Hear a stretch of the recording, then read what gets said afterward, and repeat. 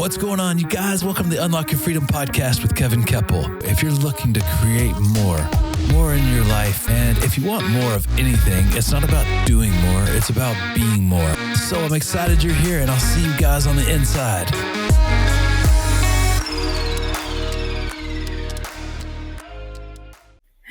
Okay, so mind, body, medicine. So we have our mind, body, soul. It's all connected, right? And so I was really doing a lot of work, self-improvement, that sort of thing, by reading books and doing a lot of different modalities on my own, and maybe going to, different practitioners to try to heal whatever needed to be healed. And I really started noticing how much our bodies really manifest and really hold our trauma. And so I wasn't able to release that on my own. And I started seeking that out. And then I really, really loved it. I really loved that connection that we have. And if something's off in our mind or our body, then you go to, okay, what's wrong? What's going on with my soul? And then vice versa. If your soul's feeling good, if you're feeling in alignment that way, but your head is really just rampant with thoughts that aren't really in alignment with who you want to be or you are, well, then let's take a look at what else is off. I've really played around a lot with breath work and done some serious breath work. And that I was so surprised was so healing. It was almost like as if you had taken, when you hear about ayahuasca or some other type of psychedelic for healing, breath work is so underestimated, I think, because it's so new, relatively new to us. But yeah, that was really healing. So I went to school for the mind, body, medicine degree because I just wanted to help people out in that way. I had been mentoring for a while and different coaching in different ways. But I really do feel like there's such a great connection, and it's imperative that you deal with all of those three different aspects, mind, body, soul, not just one, if you really want true healing. So I went to school for that. And then integrative wellness coaching is basically the same thing. So integrative wellness coaching is not only addressing the different issues that someone has or they want to work on, but also, what are they eating? Are they exercising? All of those different facets that really go into play with overall health. So that is that. Yeah, like so much in that too. It's like there is so much. Yeah, it's super dense. And I think I'd be really curious just what your definition of mind would be. And like, to me, the mind is the brain in action. That's kind of how I think of it, but I'd love for your thought on that.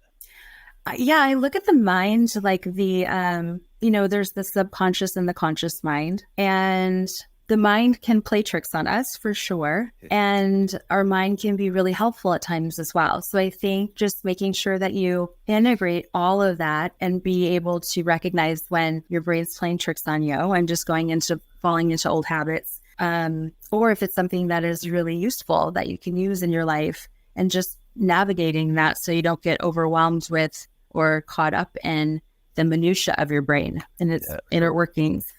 When you talk about the mind playing tricks on you, that's like, the ego, which is the mind-made version of me. And, the ego's not all bad. It's trying to protect us, but it just has these stories that aren't true. And then when we start identifying with the story, we start getting sideways. And that's definitely what I was thinking of when you're talking about the mind playing tricks on you. Is that in the same sphere as what you were talking about? Mm-hmm. Yeah, so absolutely. What other ways are some of the manifestations you've seen with the people you're working with? I know you're talking about physical. I know when I was having like some issues, just not really owning my voice, like I was having a lot of neck pain, and, it's like throat chakra getting backed up or whatever, and I was actually just talking to somebody else about this earlier. And, I was like, it can manifest in your body when you're not like owning your truth. And as soon as I use the word chakra, he's a very analytical guy. He's got a degree in like some sort of math. He explained it to me, and I felt a little dumber after he did, because he's like really brilliant, but he's super pragmatic in his approach. And, I just think the word chakra scares people off. And, it was just, how do you explain what you do to quote unquote normal people, who maybe aren't as practiced in the spiritual side, or, what the woo-woo, but people like to call it metaphysical or whatever. Mm-hmm. So first of all, what I found, which you might have found too, is that when people come to me for coaching, it's the thing that they come to me for coaching for is never the thing that actually needs to be addressed. It's something a lot deeper. And I have had those clients that come to me and claim that they're not spiritual, or they're not, they'll say they don't believe in God or what have you. And it's really difficult for me to work with people that flat out won't be open-minded to something higher than them. It doesn't have to be a religion. I'm not religious in any way. I'm more, spiritual and just believe in my higher self and, my maker, creator. So when people come to me with different issues and they say that they don't believe in that, basically what I do is I just have them get in touch with that through different modalities. Something that I do is really have them be able to identify and recognize energy within their body, just so that they can see that we're all connected with energy. So I'll have them do a little exercise, for instance, where they focus on their foot and just really focus on sending energy to their foot. And wherever you do that in your body, you will start to feel like almost a tingling or some manifestation of that intention of sending more energy to that spot in your body. So once they feel that, then we can go a little bit deeper and not that I try to convert or anything like that, but the more that you have them feel that, they are more energy than what they think, then they're able to really tap into more of their emotions. And then we kind of discover like what are their emotions trying to tell them. So it's a very deep process. And so it just depends on the client. I'm very intuitive with my clients on what I feel is good for them or what they need or what they're ready for. But yeah, I've just found that it all goes together. And typically if I have a client that's not open to it, they don't get the healing that they would like or the insights they would like. So going back to the breath work, what is the modality that you like to practice, or are there more than one? People do breath work in different ways. I actually don't do breath work with my clients because not yet. I don't feel comfortable being a practitioner of breath work quite yet, just because it is so intense. People that come for coaching sometimes need to address trauma a little bit more before they can actually excel in coaching, I believe. So I'm really careful with that until I get, more practice in that, because it can be really intense, especially if someone suffered a lot of trauma or a lot of deep trauma. So the breath work that I experienced was through just laying on the floor and doing a sequence of hard inhales and hard exhales. It feels really uncomfortable for a while. You actually just want to stop so many times. But if you really keep doing it, it's the most magical experience, most spiritual experience. Everything comes to you in your mind that you need to see in order to heal, whatever it is that you're intending to heal. And people need it probably more than once in a lot of occasions, but mine was my major breakthrough was just one breathwork experience, and it changed my life. Yeah, that's pretty powerful stuff. I've done a little bit of that, and like it's really awkward too, because I feel like you're like hyperventilating or like am I in a Lamaze class? And it was something else for sure. It felt a little psychedelic, and I like to do. I really do a lot of the Wim Hof breathing most mornings, and I always feel so much lighter and just so much clearer. And plus I don't get sick, which I think it's a big help with that too, because it really resets your immune system and it just gets oxygen to a lot of places that probably don't get oxygen very often. And that's probably a good thing, because every time I'm getting sideways about anything, I've stopped breathing, right? My breath's going about as deep as my neck, if that. And everything gets really hard. And it's like, dude, just take a deep breath. It's so simple. I think that's one of the reasons most people overlook it. It's like, no, I'm really messed up. I need something way more complicated than just breathing. I'm like, okay, hold your breath for 30 seconds and let's see how well you're doing without that. And it's a lesson I have to remind myself of multiple times a day sometimes. So, being patient, we're all a work in progress. Yeah, I think the breath is so underestimated for sure. And I used to be one of those people too, where I was like, oh my God, if someone tells me to just breathe one more time, I swear to God, and until you really experience it and have the patience to really discover what you're capable of within that breath, it can be really frustrating for people for sure. Yeah, absolutely. So what are your favorite types of people to work with? My favorite types of people to work with are, well, first of all, I think number one, you have to be coachable. I mean, I definitely have had clients that have come to me that they're very closed-minded to any, new approaches to what's going on in their life, or very closed off. And it does take a while to build up that rapport and that trust for sure. But but it is a lot better if someone comes to you with a certain amount of trust. Just trusting in the process, I think, is really helpful. Even if you don't know we don't know each other. I think that as long as you have this certain element of like, I'm going to go and try this and really put my all into it, I think that's really helpful. So somebody that is coachable, somebody that is just open to new ideas. I've worked with a lot of my ideal client at this moment has typically been men that are about 27 to 29 years old. It just seems that that's the people that have gravitated toward me and resonated with me the most, for whatever reason. But I can't say that I actually love working with women. So it's not a gender thing. It's just that right now, for whatever the season is, a lot of men are seeking out coaching, I think, and being more receptive to female energy or feminine. So my ideal client is just really being someone that's open. Just other than that, I really am looking to help everyone. Yeah, I used to have a CEO of the company I worked for, and whenever I would be frustrated with somebody on my team, I was the director of sales, or with a client who just wasn't listening, right? And he's like, "Oh, why won't they listen to me, Joe?" And he'd always look at me and he'd say the same thing, and it was so funny. And like, whatever your religious beliefs are, you can learn lessons from any religion, right? And it's like kind of look at me and go, well, Jesus Christ couldn't save everyone. What makes you think you can? And he'd like walk off, and I'd be like, "Shut up! Don't talk to me when you're right," but like.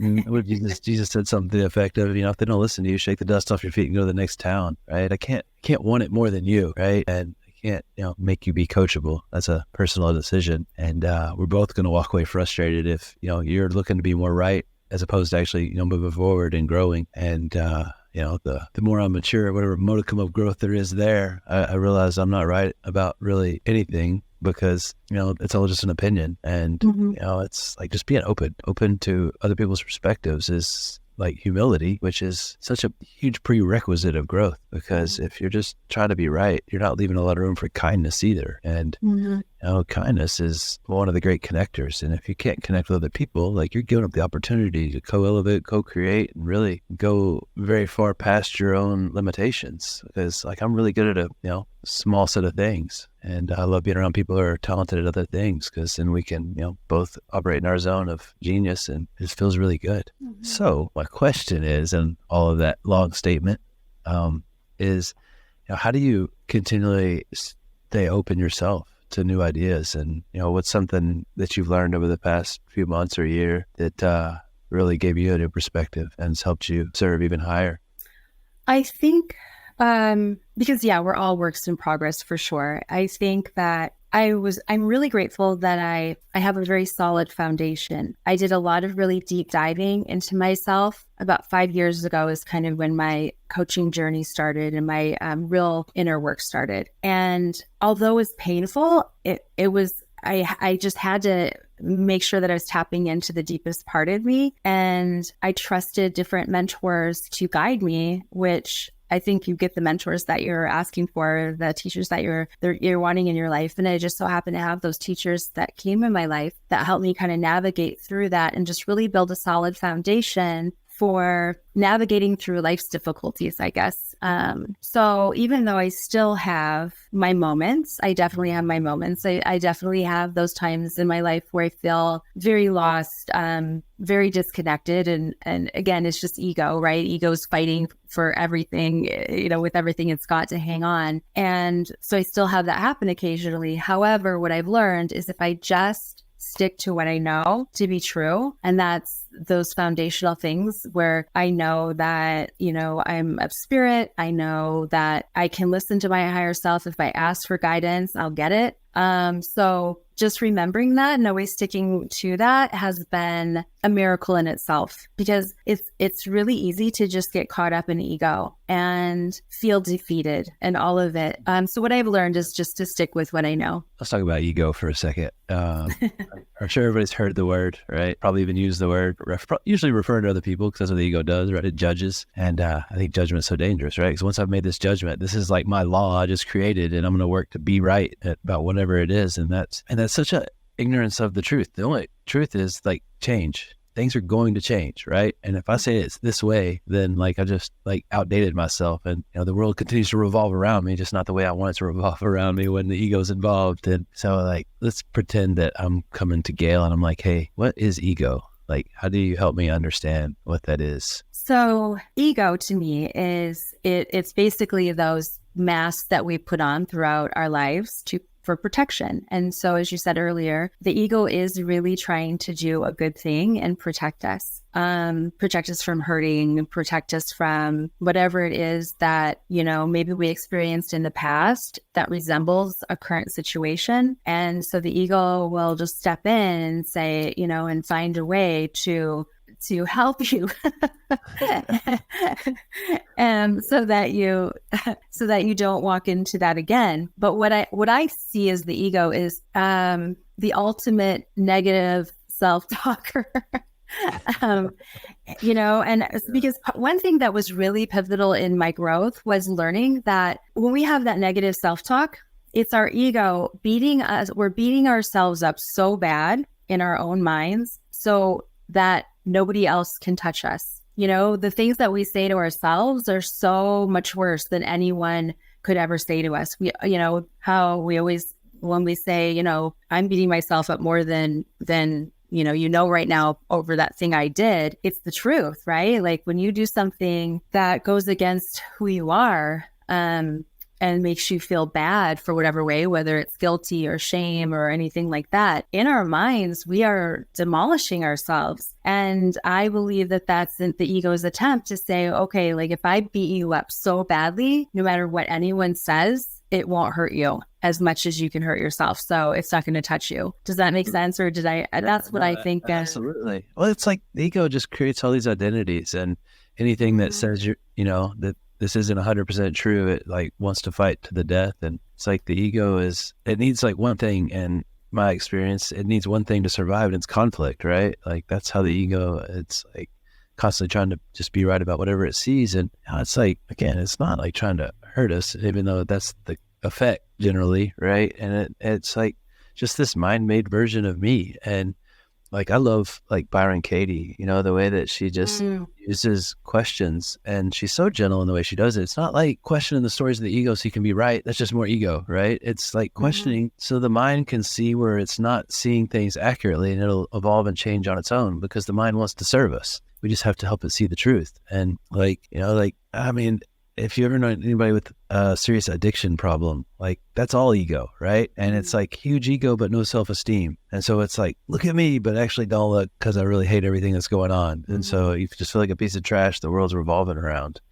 And, that's more or less how I saw Anthony Kiedis describe it in Scar Tissue, his book. And I thought that was a really great explanation of it. It's like you want all the attention, but really don't want anybody to see you, because you're really just frustrated, depressed, upset, whatever. And it's like, man, like everybody's struggling, right? Everybody's got something, and nobody's got it all figured out, and it's all good either way. Like, whatever is I don't need a story about it. The only story I need is I'm doing the best I can, and if I don't like the results I have, I need to do better. I need to be around people that want the best for me, and that we can really go together and just figure out whatever it is we're trying to figure out. Because like the truth is infinite, right? Which means there's no beginning, there's no end, which means infinite. I can't define it by definition. And so who's to say that their truth is better than mine?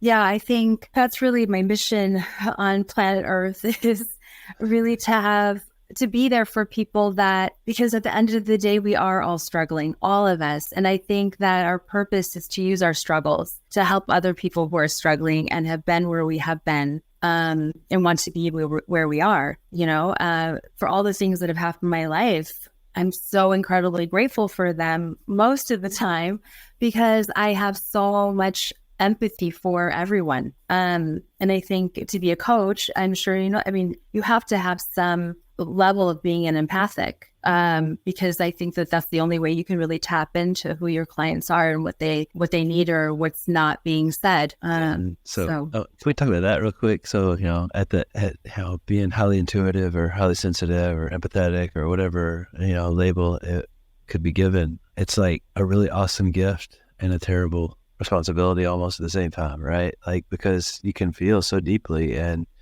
you can really personalize other people's pain.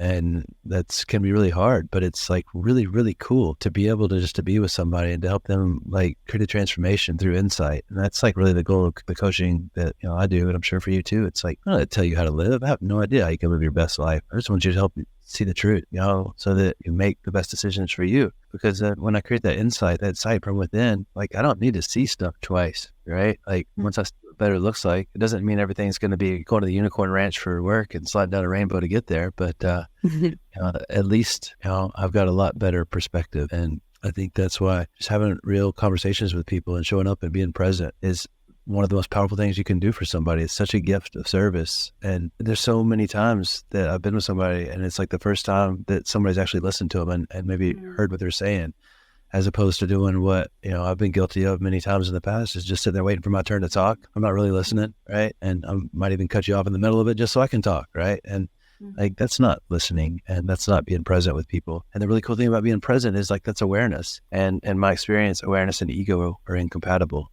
And I think that's really powerful.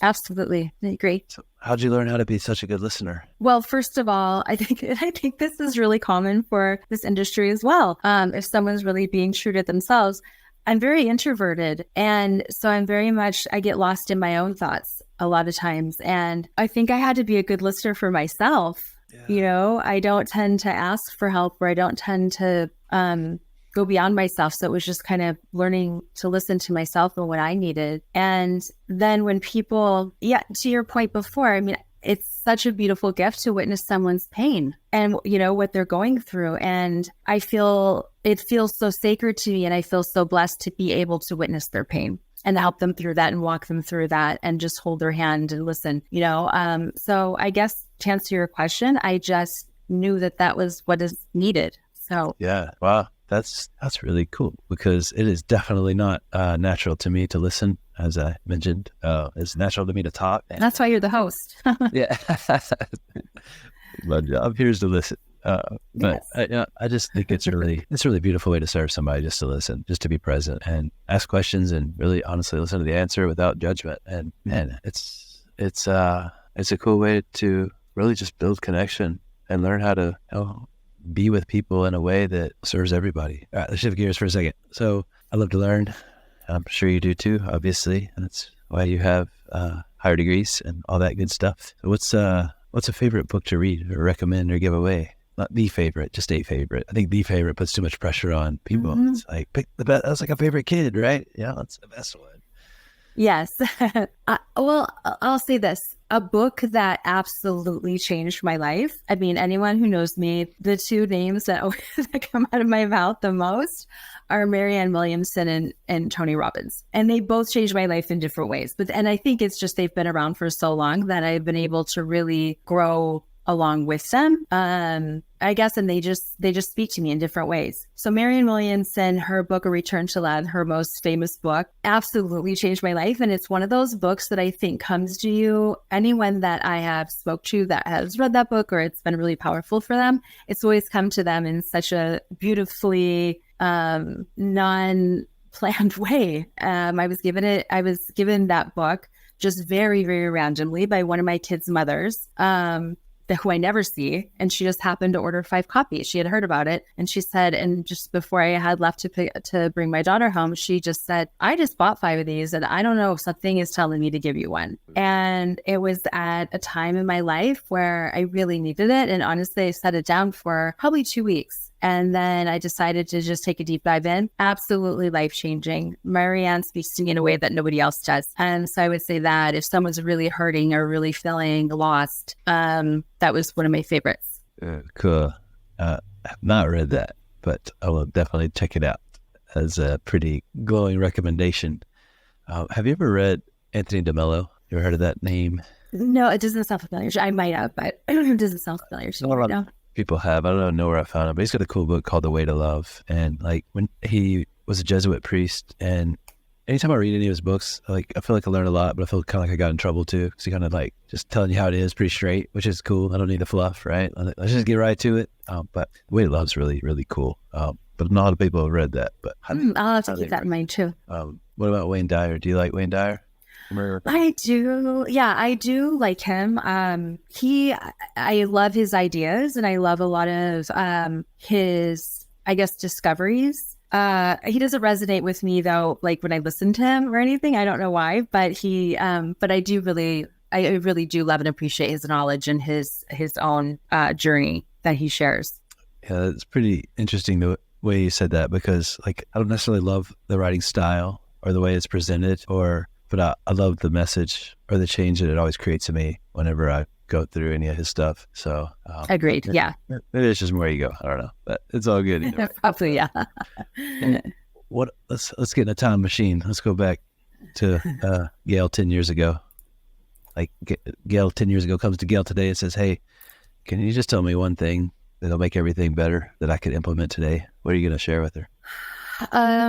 I think the biggest message would be to really get in touch with that inner little Gail that needed so much guidance and help and love and support. I think if that would have happened a lot sooner, or to Gail 10 years ago, I think she would have had a much easier time at things, because I think that's been my biggest struggle in my life. Is really, I tuned out a ton of my life as a child. So I think just tapping into that and not beating her up so bad. I think that was a big deal for me 10 years ago, was I just would shove that girl down and beat that girl up for being vulnerable or whatever it was. And so I think that would be the thing I would say, is to get in touch with her. I think that's really crucial, like the inner child in all of us, right? Like, it's like, hey, you know what? Like, did the best you could in the situation you're in.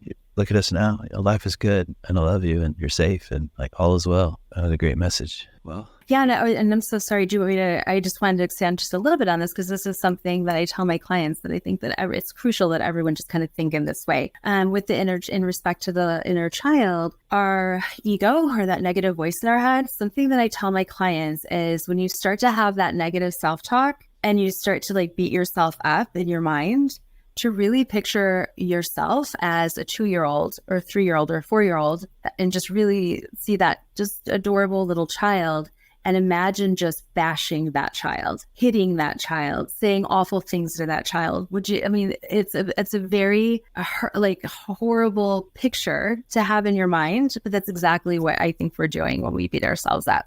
So I think it's so important for people to like just really be in touch with that really innocent younger self, and you would never do that to them. So anyways, I just wanted to say that, because it's been really helpful, I think, to people. They don't see it the same again. Yeah, that was pretty powerful visualization. Like, I was feeling pretty good, and then it was going pretty bad. It's like, ow.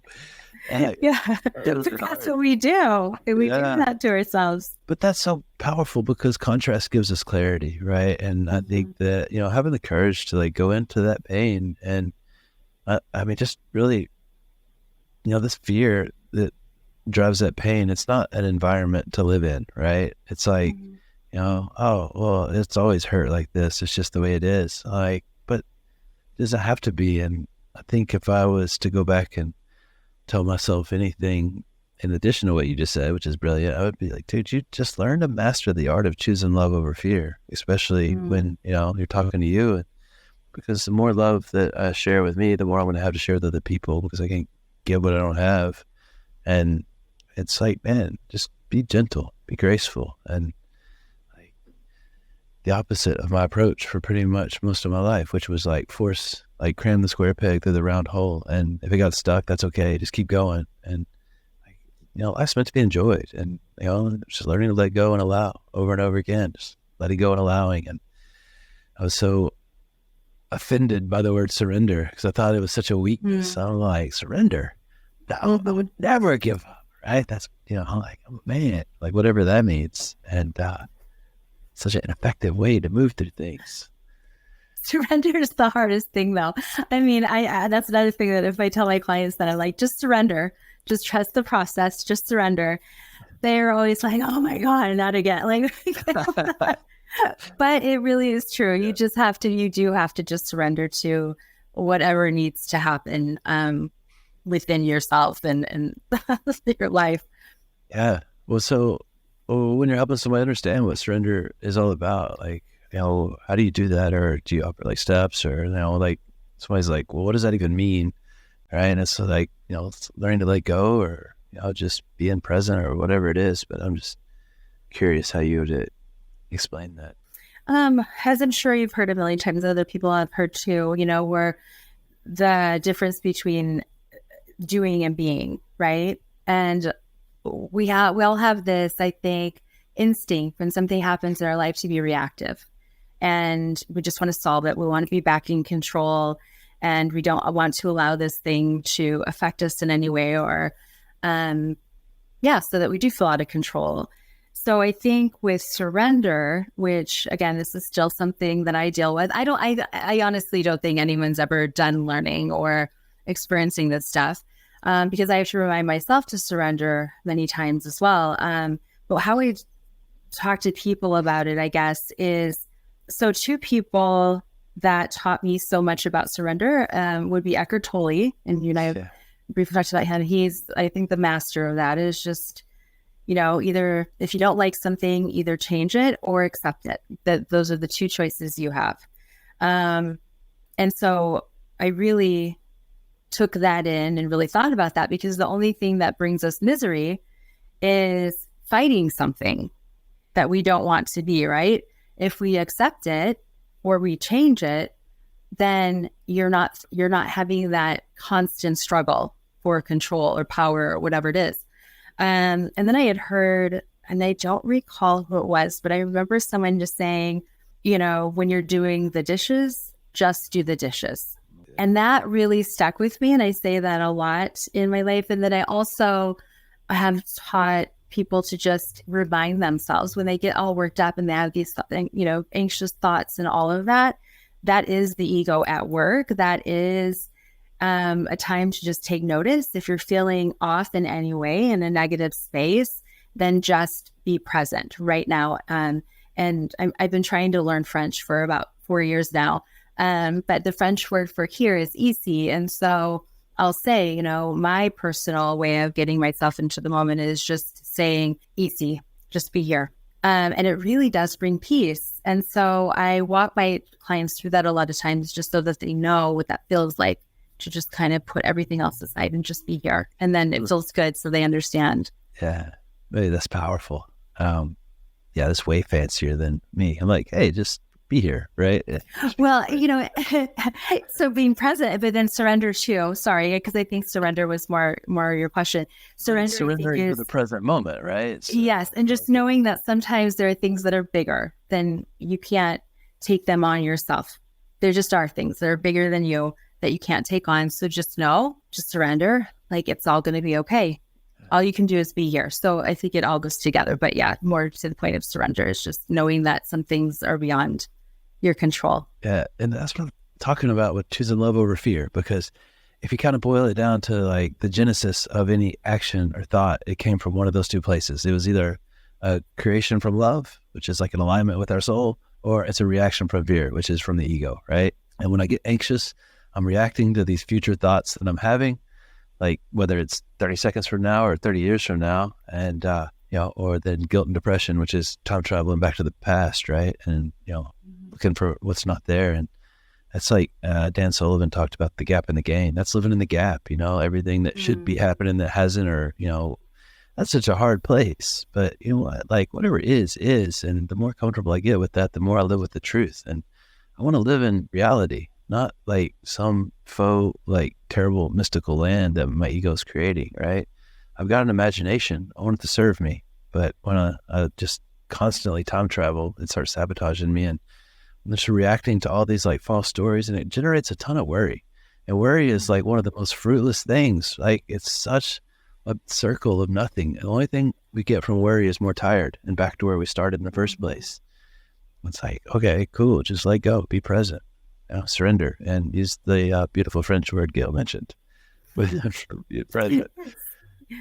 Yes, no, I agree with you. I think that just knowing that the more present you can be in your choices, then you can create a good future, right? And there are going to be things that are out of your control, but as long as you make decisions in the moment that are in alignment with who you want to be, then you can ensure yourself the best future possible, right? And then in the past, if there were things in your past that, you need to forgive somebody or you feel guilt, so you need to forgive yourself, just really coming to peace with knowing that it couldn't have happened any other way. You cannot go back and change it. And I think so often what keeps us in this misery is because we think we can. We keep looking back at like what our parents did or whatever, and we want it to be different. We wish they would have done something different. But the point is that it can never be different. It was what it was, and that's it, and just coming to peace with that is really something that is so good for your peace of mind. Yeah, because I don't know, one of the opposites of peace could be chaos or suffering, right? And like it's attributed to the Buddha. I wasn't there when he supposedly said it, but all suffering comes from wanting things to be different than they actually are.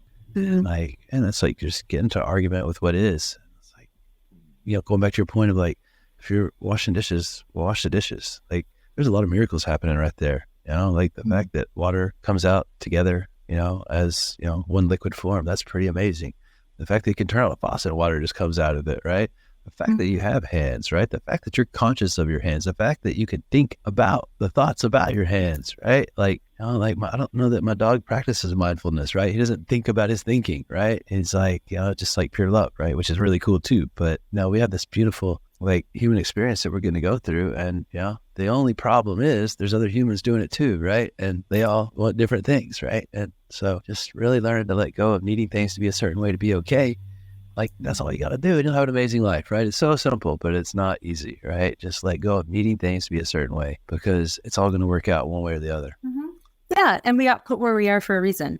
That's something that I had to really come to terms with as well. We tend to compare ourselves like our life should be this, or we should be here by now or there by now.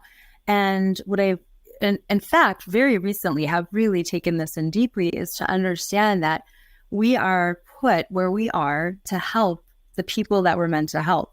If we were all in the same space, well, then what happens to all these other people that need help? There's no one there to help them, So I think just understanding that even if you're not in the situation that you want to be in, or you're not surrounded with what you want to be surrounded with, really understanding that there's a reason you were put in that spot, and it doesn't mean you have to stay stuck there, but just try to get whatever is meant to be given to you for being in there. And that's fun, the time that you're in that spot. So yeah, again, so simple, but it is not easy. I know. So what's a question I could have asked that I didn't ask that you'd love to talk about?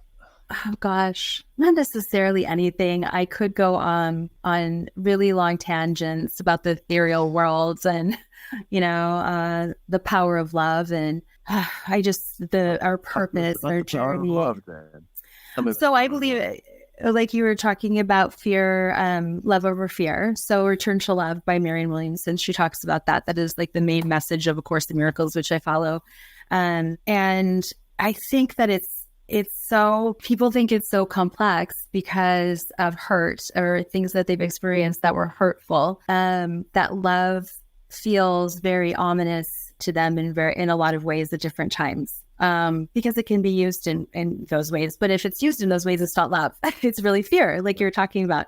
So I love talking about or having conversations about, because people really don't think that there are just those two things, love and fear. But anything that you bring up, it really is a question of, do you choose love or do you choose fear? Whether it's, what you put in your body to eat, if you exercise or not, or all that stuff, it's really love over fear, So those are things that I really could go on forever about. I really do love talking about that because the world, if everyone would just choose love, we wouldn't have all this heaviness that we have now or have been having. If we choose to just love each other, choose to love ourselves, choose to love the situations we're in, choose to love the process, all of it. But we are so, most people act on fear. Yeah. Well, then that shows up like that conditional love that you were just talking about. It's like, I'll love you if you do what I want, right? If you,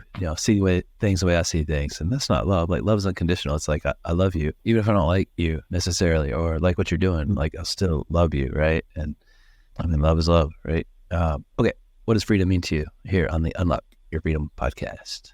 Freedom to me means living unapologetically exactly who you are and your authentic self and higher self. That's freedom. Being Yeah. being able to be vulnerable and just be who you are, nothing to hide. That's the ultimate freedom. Yeah. And that's it right there. Because like when you're free like that, you're going to the edges of you and you're truly serving at the highest level you can serve at, because there's only one you. And the cool thing is nobody can beat you at being you. Right. But if I'm like placating, pandering to the middle, pandering to average, right, I'm not going to be above average, because I got to treat myself above average to be above average. And we were created from, an infinite creator. And like, that's some pretty unlimited stuff. And so, all right, last question. Where can people go to learn more about you, Gail? I know we need to keep you on your way to go do some things and serve some folks. Do something. So you can see me on the web, www.gail-daniels.com. And then I'm also on Instagram at Gail Daniels Official. Yeah. And so find me wherever you can to see all of my motivational words and thoughts about love. Yeah. Gail's got great content too. And as you guys can see, she's got a big heart and a big brain. So definitely follow her, and she'll help you be the change you want to see. So thanks for sharing your time. I appreciate that. Yeah, my Thank pleasure. you for having me. Yeah. All right, guys. Thanks for getting here. Appreciate y'all making it to the end. See y'all next time. Alrighty, you guys. Thanks for making it through to the end of the Unlock Your Freedom podcast with us. Really grateful to have amazing listeners like you. Thank you guys again for listening. We love you, and we'll see you next time inside the Unlock Your Freedom podcast with Kevin Kepple.